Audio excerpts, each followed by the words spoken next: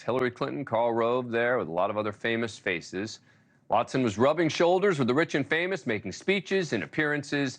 But those in the digital media world could never quite figure out exactly how is the company making money. And the title of that video was, "What is Ozy?" Well, the answer to that question, as far as the SEC and prosecutors are concerned, is that it was a widespread conspiracy to commit securities fraud and wire fraud in connection with a scheme to defraud Ozy's investors and lenders by making material representations about Ozy's financial and business assets and assumed the identities of and impersonated actual company executives and media to cover up their prior fraudulent misrepresentations.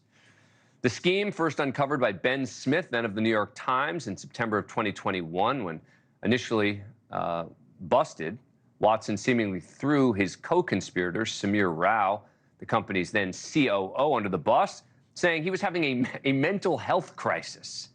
And Watson flatly denied any knowledge or participation. Your co-founder had a phone call with Goldman Sachs as you were trying to raise money and effectively took them off of a Zoom and then apparently started to impersonate with a fake email address as well, somebody from YouTube. What happened? I don't know. I wasn't there. But I do know that I got a call from the YouTube folks after it saying something strange had happened. Look, it's heartbreaking. It was wrong. It's not good. It's not okay. I know that for you and for a number of other people, you got emails on that. That was wrong. I don't know whether that was a mistake or whether that was intentional, but whatever it is, that was wrong.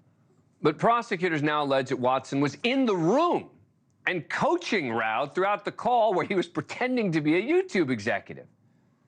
Now, I don't know, maybe we shouldn't be surprised, but Watson's attorneys are now trying to blame race for the indictment, saying the only difference between Watson and other founders in digital media startups is that they are, quote, white and white-owned.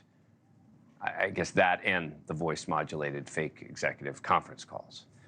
Joining me now is Michael Daly, special correspondent for the Daily Beast, who was in the courtroom during jury selection. Thanks so much for being here. Appreciate it. So this is about more than just impersonating a YouTube exec, right? Yeah, this is about, this is a multi-million-dollar fraud. You're talking about millions and millions of dollars they're trying to kind of squeeze out of Goldman Sachs. And I mean, I think the big problem that a lot of these startups had is there was no way to make the huge money that they expected to make. And I think once they started realizing they weren't making the money that they told everybody they were, they had to figure out ways to fool people into thinking that. Yeah, it's interesting to look at him. I mean, when I was in the courtroom, I mean, you look at him, you figure if he was still an MSNBC anchor, he would have been doing the Trump trial, right?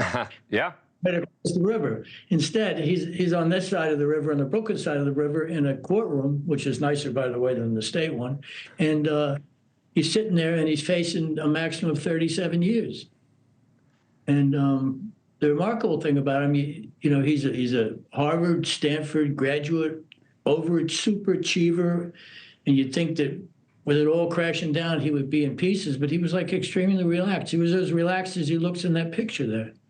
And, you know, he was chatting about detective shows, and he said, remember Columbo? He would say, one more thing, you know, and I listened to that, and I thought that's what happened to him, is that someone said, all right, one more thing, let's do that. And that one more thing was that phone call where all of a sudden YouTube realized that, you know, that wasn't Goldman Sachs realized that wasn't the guy, and that's where it all unraveled from there.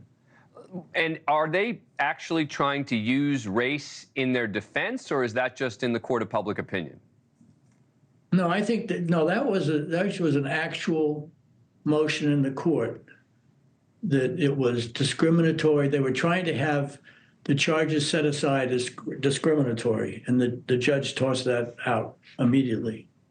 I mean, basically, they're trying to say, I mean, in a way, it's a Trumpian kind of argument. We were just doing what everybody else did, but they were doing, I mean, there may have been a few people kind of padding the audience numbers or something, but this was way beyond that. I mean, this was, you know, you're sitting in a room with a guy and you got him on a voice-enhanced, voice-altering cell phone app. That's where. So you start with a big tech startup where you're going to make billions. You end up with a tech, you know, apt to change your voice to make people think that you're somebody else. Thank you for watching. Go to newsnationnow.com to find NewsNation on your cable provider. And don't forget to click the red subscribe button below to get more of NewsNation's fact-driven, unbiased coverage.